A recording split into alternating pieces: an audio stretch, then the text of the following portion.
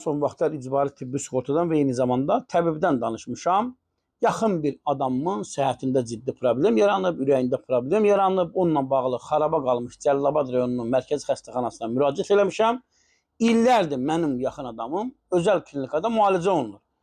Və göndərişlə bağlı Cəlilabad rayon mərkəzi xəstəxanasına müraciət eləmişəm. Deyirlər ki, biz son vaxtlar yeni təbibdə və icbari tibbi sığortada qayda yaranıb, yeni bir sistem formalaşıb, biz yalnız dövlət xəstəxanasına göndəriş göndərə bilirik. Dövlət xəstəxanalarına göndəriş göndərirsən, ay hörmətli təbib, sənin yarandığın günə bir qara daş mı düşsün, düşməsin. Yəni, dövlət xəstəxanalarına bu göndərişi sən göndərəndə bir bax gör, orada mənzərə necədir? Mən gedmişəm də, aynı 24-ündən qalmışam dövlət xəstəxanalarının dəhlizində. Qardaş, orada oturmağa yeri yoxdur. Adamlar bir-birinin ətini yiyir orada.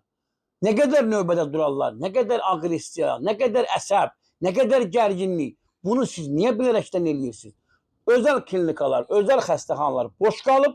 Bunu hər birimiz bilirik ki, bu günləri Azərbaycanda yaxşı xidmət və yüksək keyfiyyət özəl xəstəxanalarda daha çoxdur. Mən demirəm, dövlət xəstəxanalarında da keyfiyyət var, texnologiya yaxşıdır, amma özəldə daha yaxşıdır.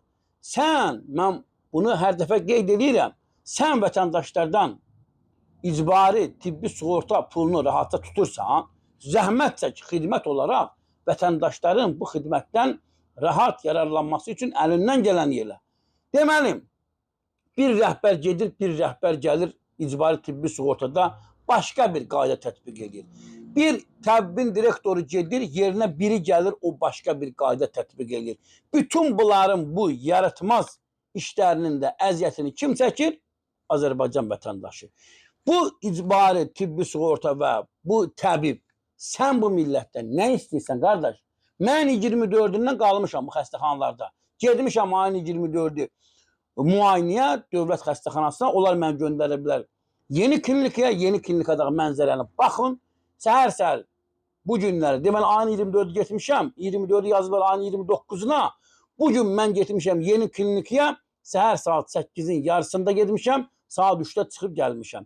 İndi orada nə mənzərə baş verir? O boyda klinikanın hansı dəhlizinə gedirsən, hansı mərtəbəsinə gedirsən, bax, eyni analoji vəziyyətdir. Bunun qarşısını almaq lazımdır. Bu prosesləri yüngülləşdirmək lazımdır. Həkimlər özü bezib, dəyərli dostlar. Həkimlərin özünün canı yığılıb boğazı deyir, ay Elnur müəllim, belə bir abırçılıq olar. Nə qədər dava olar, nə qədər qırğın olar, növbə üstündə, gözləmə üstündə. Bir vətəndaş 10 gündür bir adi bir sıradan bir kardioqram ola bilmir. KT ola bilmir və digər sahə üzrə. Belə şey olar. Mən ayın 24-ü getmişəm, 29-u KT olmuşam. Həftənin 6-cı günü onun cavabını götürəcəm. Yəni ayın 1-də, ayın 3-ü gedəcəm təkrar müayinəyə. Ürəyim gözdə, ürəyim səbirli ol. Ağrıma, təbiblə icbari tibbi sığortanın yeni qaydası var.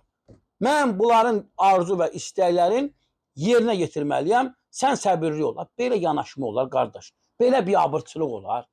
Olmaz, bunu sadələşdirin. Açın bu özəl klinikaların yolunu. Bəsdiriz, qardaş. Niyə təbibə məxsus olan klinikalarda ancaq birinci göndəriş olmalıdır? Orada deyirlər mənə. Niyə, qardaş? Qoy geçsin özəl klinikalarda inkişaf eləsin, özəl sektorda inkişaf eləsin, dövlət də inkişaf eləsin. Vətəndaş məmnunluğu yaransın.